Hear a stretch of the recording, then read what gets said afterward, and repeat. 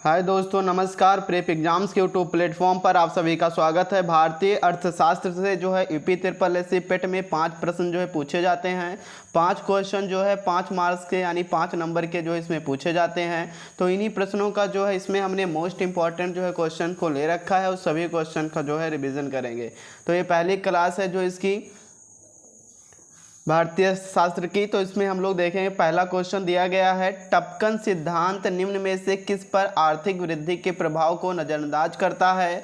तो किसको जो है टपकन सिद्धांत क्या होता है, तो टपकन सिद्धांत को जो है ट्रिकल डाउन सिद्धांत के नाम से भी जाना जाता है। यानी क्या, ट्रिकल डाउन थ्योरी इसके रूप में भी जाना जाता है। तो इस आर्थिक वृद्धि के प्रभाव को कौन सा कारक है जो इसको नज़रअंदाज करता है। तो सबसे पहले ये जान लेंगे कि इस जो है टपकन सिद्धांत किसने दिया था। तो आर्थर लॉफर ने। किसने? आर्थर लॉफर ने दिया था। और इन्होंने लॉफर वर्ग एक सिद्धांत है, इसी को जो है प्रतिपादित किया था।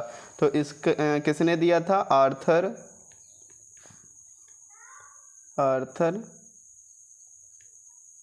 लॉफर ने जो है इसको दिया था। तो इसको देखेंगे, 4 ऑप्शन दिए गए, उपयोग, आय वितरण, बचत या फिर निवेश। तो टपकन सिद्धांत निम्न में से जो है किस आर्थिक वृद्धि के प्रभाव को जो है नजरअंदाज करता है। तो इसमें किसको करता है? आय वितरण को। किसको करता है? आय वितरण को जो है नजरअंदाज करता है। यह एक अर्थशास्त्रीय जो है सिद्धांत है जो व्यापार एवं जो धनी लोगों के ऊपर लगाए गए कर को जो घटाने का पक्षधर है। यानी जो बड़े उद्योगपति होते हैं उनके जो है उनका जो टैक्स, उनको जो टैक्स कर लगता है उसमें जो है छूट देने के लिए जो है ये सिद्धांत जो है लागू किया गया था। तो टपकन सिद्धांत जो है आय वितरण से जो है संबंधित है। ऑप्शन नंबर सेकंड जो इसका राइट आंसर हो जाएगा। अगले क्वेश्चन पे चलेंगे, आपूर्ति पक्ष का अर्थशास्त्र किस पर अधिक जोर देता है। जो आपूर्ति पक्ष का अर्थशास्त्र जो है ये क्या होता है। तो आपूर्ति पक्ष अर्थशास्त्र एक व्यापक आर्थिक सिद्धांत है जिसका तर्क क्या होता है कि पूंजी में निवेश करके और माल व सेवाओं के उत्पादन पर बाधाओं को कम करके विकास को प्रभावी ढंग से बनाया जा सकता है। यह निर्माताओं पर जो है भारी जोर देता है। किस पे देता है? बिचौलियों पे देता है, विश्व अर्थव्यवस्था पे देता है, या उपभोक्ता पे, या निर्माता को। तो ये आपूर्ति पक्ष का अर्थशास्त्र जो होता है ये निर्माता पे जो है सबसे अधिक जोर देता है। यानी इसका ऑप्शन नंबर 4 जो है निर्माता, सही उत्तर जो है निर्माता हो जाएगा।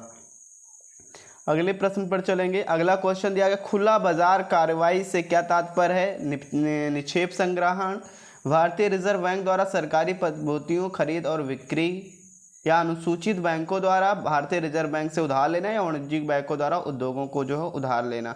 तो खुला बाजार कार्यवाही से तात्पर्य होता है कि भारतीय रिजर्व बैंक द्वारा सरकारी प्रतिभूतियों की खरीद और बिक्री जो है से संबंधित है।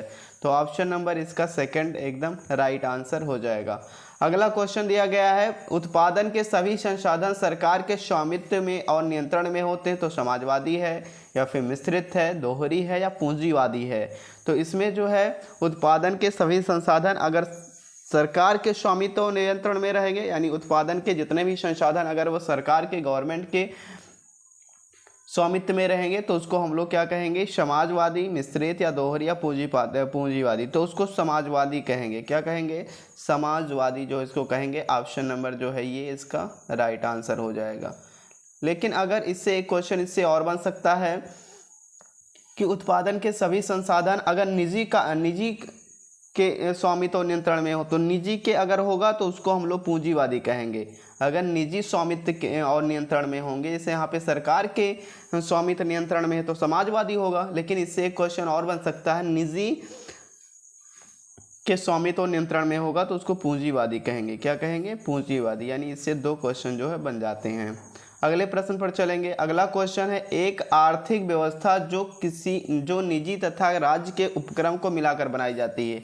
यानी निजी और प्लस राज्य दोनों अगर मिलकर के जो है कोई अर्थव्यवस्था बनाई जाती है, उपक्रम बनाया जाता है, तो उसको कौन सी अर्थव्यवस्था कहेंगे? मिश्रित कहेंगे, निजी कहेंगे, या फिर बाजार अर्थव्यवस्था केंद्रीय नियोजन कहेंगे या फिर अर्थव्यवस्था कहेंगे। तो अगर दो लोग मिलकर यानी निजी और राज्य मिलकर बनाएंगे तो उसको मिश्रित अर्थव्यवस्था कहेंगे। जैसे कि भारत की अर्थव्यवस्था कैसी है, तो भारत की जो अर्थव्यवस्था है वो मिश्र अर्थव्यवस्था यानी मिश्रित अर्थव्यवस्था जो है।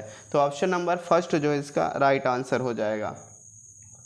अगले क्वेश्चन पे चलेंगे। बाजार अर्थव्यवस्था वह होती है जो अंतर्राष्ट्रीय बाजार की शक्तियों से प्रभावित हो, सरकारी नियंत्रण से मुक्त हो, सरकार द्वारा नियंत्रित हो या फिर उपरोक्त सभी सही हैं। तो इनमें जो है सरकारी नियंत्रण में से मुक्त हो। बाजार अर्थव्यवस्था वह होती है जो सरकार के नियंत्रण से मुक्त हो, यानी बाजार जो अर्थव्यवस्था होती है इसका अर्थ क्या होता है कि जो सरकारी नियंत्रण है उससे उसको छूट मिली हो यानी उससे मुक्त हो। अगला क्वेश्चन है 7वां है। आर्थिक विकास के संदर्भ में अर्थशास्त्रियों ने विकास हेतु निम्नलिखित में से कौन सी रणनीति बनाई है?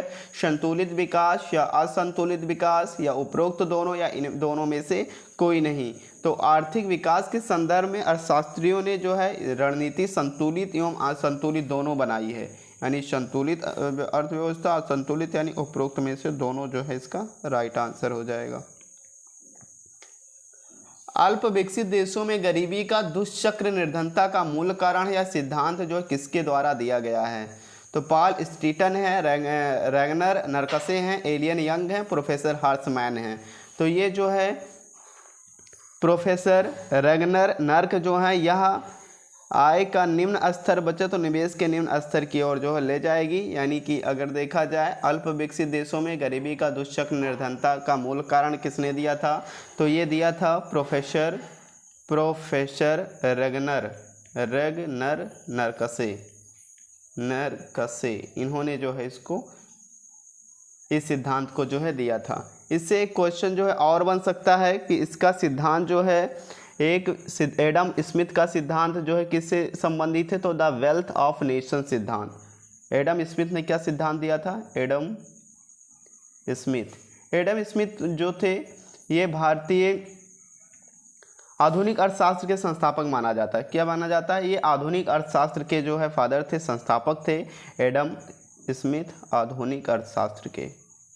ये भी क्वेश्चन पूछ सकता है कि आधुनिक अर्थशास्त्र के संस्थापक कौन थे? तो कौन थे? एडम स्मिथ थे। तो एडम स्मिथ ने एक सिद्धांत दिया था, ये इंपॉर्टेंट क्वेश्चन है। क्या दिया था? The wealth of nation. ये सिद्धांत किसने दिया था? तो द वेल्थ ऑफ नेशन जो है वेल्थ ऑफ नेशन सिद्धांत दिया था एडम स्मिथ ने। ये भी क्वेश्चन जो है पूछ सकता है। अगले क्वेश्चन पे चलेंगे। निम्नलिखित में से कौन सी आर्थिक प्रणाली स्वतः संचालित होती है? पूंजीवादी, समाजवादी, मिश्रित या फिर गांधीवादी। तो इनमें से जो है कौन सी अर्थव्यवस्था है जो स्वतः संचालित होती है? तो पूंजीवादी अर्थव्यवस्था जो है वो स्वतः जो है संचालित होती है। जो सरकार से संचालित होती है उसको समाजवादी अर्थव्यवस्था कहते हैं। तो ऑप्शन नंबर ए जो है राइट आंसर हो जाएगा। अगले क्वेश्चन पे चलेंगे। निम्नलिखित में से किसका कथन है कि मिश्रित अर्थव्यवस्था एक नियंत्रित आर्थिक प्रणाली है? यानी ये किसने कहा है कि मिश्रित अर्थव्यवस्था जो होती है नियंत्रित आर्थिक प्रणाली? प्रोफेसर हेंसन ने, प्रोफेसर लर्नर ने, या कार्ल मार्क्स ने या गुन्नार मिर्दल ने?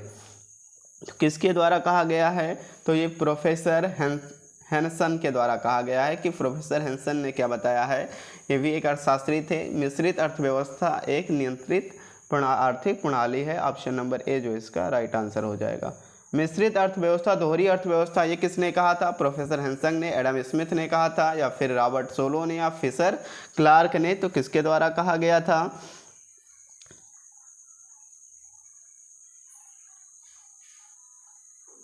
तो इसमें जो है मिश्रित अर्थव्यवस्था एक दोहरी अर्थव्यवस्था, इसको प्रोफेसर हेंसन ने बताया था।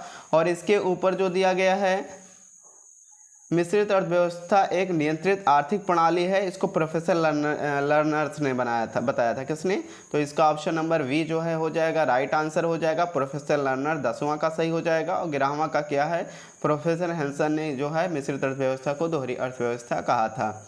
अगले क्वेश्चन पे चलेंगे। निम्नलिखित में से किस आर्थिक प्रणाली में उपभोक्ता को सार्वभौमिकता प्राप्त होती है? गांधीवादी प्रणाली में, या फिर मिश्रित प्रणाली में, पूंजीवादी प्रणाली में, समाजवादी प्रणाली में? तो पूंजीवादी प्रणाली में जो है प्राप्त होती है।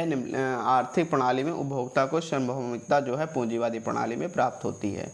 अगला प्रश्न है, पूंजीवादी प्रणाली या उदारवादी प्रणाली की कमियों से निम्नलिखित में से कौन सी प्रणाली जो है विकसित हुई है? कौन सी प्रणाली आई है इससे?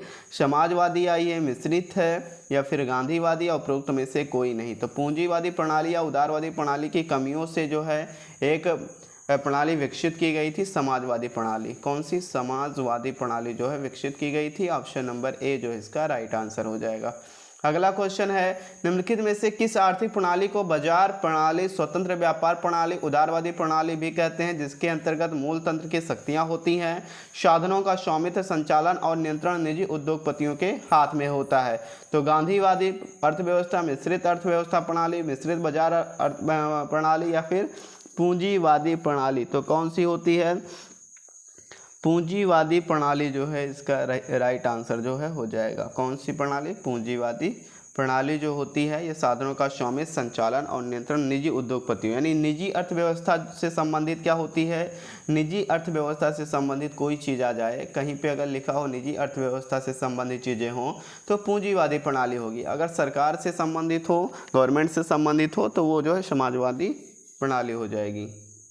अगले क्वेश्चन पे चलेंगे, बंद अर्थव्यवस्था से आप क्या समझते हैं? आयात बंद हो, निर्यात बंद हो, या फिर नियंत्रित पूंजी हो, या आयात और निर्यात दोनों बंद हो? तो इसका बंद अर्थव्यवस्था से तात्पर्य है कि आयात भी बंद हो, आयात और निर्यात जो है दोनों बंद हो, आयात निर्यात दोनों बंद हो, तो उसको क्या कहेंगे?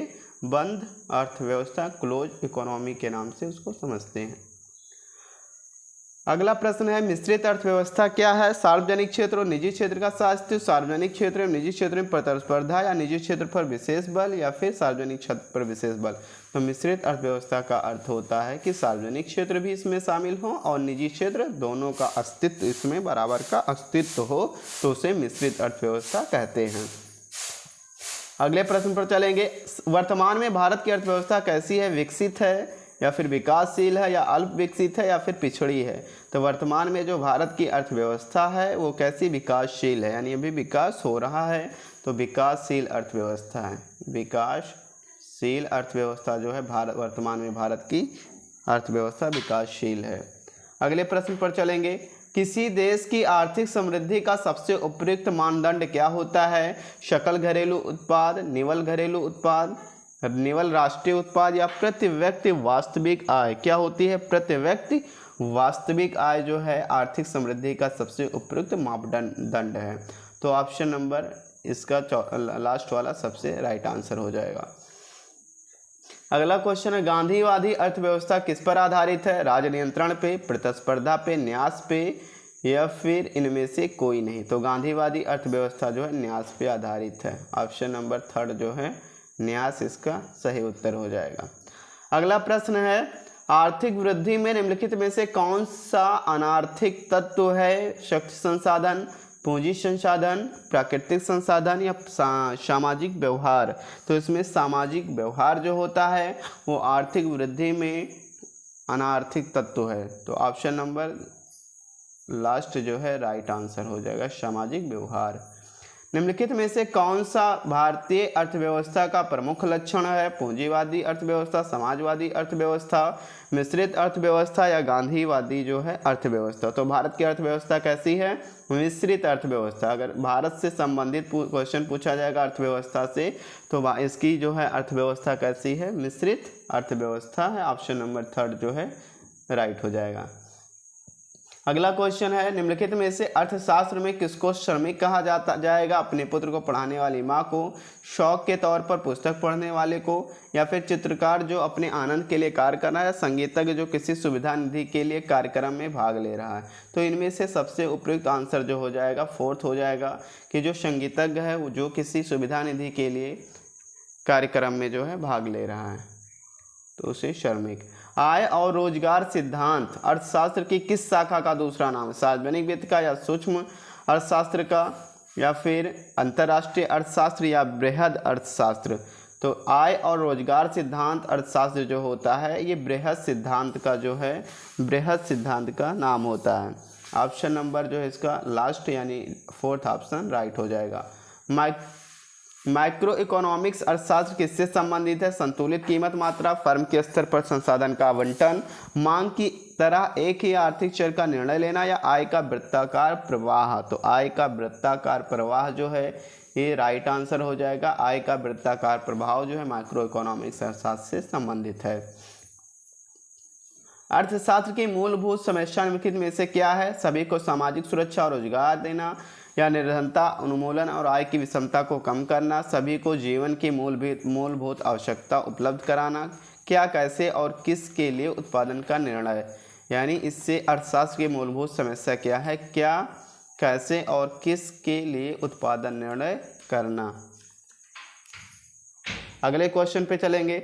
अगला क्वेश्चन दिया गया इसमें, निम्नलिखित में से किसने सबसे पहले बृहद अर्थशास्त्र का शब्द का प्रयोग किया? यानी बृहद अर्थशास्त्र के जो है माइक्रो इकोनॉमिक्स के जनक कौन है, फादर कौन है? जी.एम. मायंस या रजनर फ्रिस है, रूनर नरकसे हैं, प्रोफेसर नाइट हैं।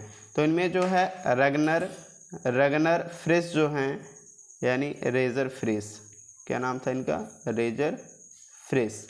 तो रेजर फ्रिस जो हैं इनको माइक्रो इकोनॉमिक के फादर के नाम से जाना जाता है। ऑप्शन नंबर सेकंड जो इसका राइट आंसर हो जाएगा। ये कहाँ के रहने वाले थे? तो नॉर्वे के अर्थशास्त्री थे। कहाँ के? नॉर्वे के जो है अर्थशास्त्री थे। तो ये राइट आंसर हो जाएगा। अगले क्वेश्चन पे चलेंगे। निम्नलिखित अर्थव्यवस्था में किसमें उत्पादन के कारकों पर व्यक्तिगत स्वामित्व होता? पूंजीवादी, समाजवादी दोनों, या पूंजीवादी में, समाजवादी या मिश्रित में? तो इनमें जो है पूंजीवादी में। किसमें? निम्नलिखित में से स्वामित्व किसमें उत्पादन कारकों पर व्यक्तिगत स्वामित्व। व्यक्तिगत का मतलब होता है निजी। कहीं पे अगर निजी हमको दिखाई देगा तो निजी, जहाँ व्यक्तिगत निजी आएगा वहाँ पे पूंजीवादी अर्थव्यवस्था हो जाएगी। जहाँ पे गवर्नमेंट या सरकारी होगा वहाँ पे समाजवादी होगी। तो इतना ध्यान जो है दोनों में अंतर होता है, इतना ध्यान रखना। अगला क्वेश्चन दिया गया, निम्नलिखित में से किस अर्थव्यवस्था में सभी उत्पादक संसाधन सरकार के स्वामित्व में होते हैं? मिश्रित होता है, समाजवादी या पूंजीवादी या गांधीवादी? तो इसमें जो है पूंजीवादी दिया है या समाजवादी। उत्पादन सरकार के स्वामित्व में, जब सरकार के स्वामित्व में होगा तो उसको समाजवादी कहा जाएगा। अगला क्वेश्चन है, निम्नलिखित में से किसे क्लासिकल अर्थशास्त्र के जनक माना जाता है? क्लासिकल अर्थशास्त्र के जनक एडम स्मिथ, कौटिल्य या एडम स्मिथ या लास्की? तो एडम स्मिथ को क्लासिकी अर्थशास्त्र के जनक के रूप में जो है जाना जाता है। कौटिल्य का नाम आया तो कौटिल्य जो थे ये भारत के जो है अर्थशास्त्र के जनक के रूप में इनको जाना जाता है। इनका एक नाम चाणक्य के नाम से भी जाना जाता है। इनको चाणक्य हो गया या विष्णुगुप्त के नाम से जो है इनको जाना जाता है। तो ये इसमें जो है इसका आंसर नंबर एडम स्मिथ जो है क्लासिकल अर्थशास्त्र के जो है जनक के रूप में राइट आंसर हो जाएगा। अगले क्वेश्चन पे चलेंगे। अगला क्वेश्चन दिया गया है, आर्थिक विकास और आर्थिक समृद्धि के बारे में निम्नलिखित में से कौन सा कथन सही नहीं है? आर्थिक विकास आर्थिक समृद्धि से व्यापक शब्द है, या फिर आर्थिक विकास में समृद्धि विकास आर्थिक शामिल है, या आर्थिक समृद्धि केवल आर्थिक चरों में वृद्धि का सूचक है, या आर्थिक समृद्धि और आर्थिक विकास समानार्थी हैं? तो आर्थिक समृद्धि और आर्थिक विकास दोनों क्या हैं? समानार्थी हैं। कार्ल मार्क्स की समाजवादी विचारधारा से प्रेरित क्रांति कौन सी है? रूस की क्रांति हुई थी कार्ल मार्क्स की समाजवादी विचारधारा से, या चीन की क्रांति हुई थी, या केवल ए और ए बी दोनों? तो इनमें रूस की भी क्रांति हुई थी और चीन की क्रांति दोनों हुई थी। तो इसका ऑप्शन नंबर ए व बी जो है दोनों राइट आंसर हो जाएगा। पहला दूसरा दोनों सही है। पूंजीवादी आर्थिक विचारधारा की प्रतिक्रिया स्वरूप निम्नलिखित में से कौन सी आर्थिक विचारधारा जो है विकसित हुई थी? समाजवादी विचारधारा। पूंजीवादी अगर विचारधारा से प्रक्रिया है तो इसमें जो है कौन सी हुई थी? या मिश्रित विचारधारा, उपरोक्त दोनों, या उपरोक्त में से कोई नहीं? तो इसमें से जो है इससे कौन सी विचारधारा आई थी? समाजवादी विचारधारा जो है विकसित हुई थी। पूंजीवादी आर्थिक विचारधारा प्रतिक्रिया स्वरूप निम्नलिखित कौन सी विचारधारा विकसित हुई थी? इसके बाद कौन सी विचारधारा आई थी? समाजवादी विचारधारा। अगला क्वेश्चन है, भारत की अर्थव्यवस्था के बारे में निम्नलिखित प्रश्नों पर विचार करें, नीचे दिए गए कोड की सहायता से उत्तर देना है। तो स्वतंत्रता के बाद भारत में केंद्रीकृत नियोजित मिश्रित अर्थव्यवस्था अपनाई गई, एकदम सही है। 1991 में भारत की अर्थव्यवस्था का उदारीकरण किया गया था, नई आर्थिक नीति अपनाई गई, ये भी सही है। 1991 के बाद में भारत की मिश्रित अर्थव्यवस्था है जिसमें उदारवाद के प्रधान जो है लक्षण हैं, ये भी सही है। तो इसमें क्या सही है, तीनों सही हैं। उपरोक्त में से जो है 1 और 3 सही हैं, या क्या कौन सा सही है, तो इनमें से जो है तीनों के तीनों कथन जो है सही। ऑप्शन नंबर 4 जो है राइट आंसर हो जाएगा। तीनों कथन सही हैं। अगले क्वेश्चन पे चलेंगे। बंद अर्थव्यवस्था किसे कहते हैं? जहाँ पे आयात और निर्यात दोनों बंद हों। आयात और निर्यात जो है उन्हें क्लोज इकोनॉमी कहते हैं। आयात और निर्यात जो है दोनों जहाँ बंद होते हैं उसको बंद अर्थव्यवस्था के नाम से जाना जाता है। ऑप्शन नंबर ए जो है इसका राइट आंसर हो जाएगा। ये थी जो आज के जो है भारतीय अर्थव्यवस्था से संबंधित कुछ महत्वपूर्ण प्रश्न थे जो बहुत ही ज़्यादा जो है इंपॉर्टेंट है। Thanks for watching. जो लोग पहली बार हमारे यूट्यूब चैनल से जुड़े सब्सक्राइब करके बेल आइकन को प्रेस कर दें जिससे आने वाली लेटेस्ट वीडियो आप तक पहुँच सके। Thanks for watching.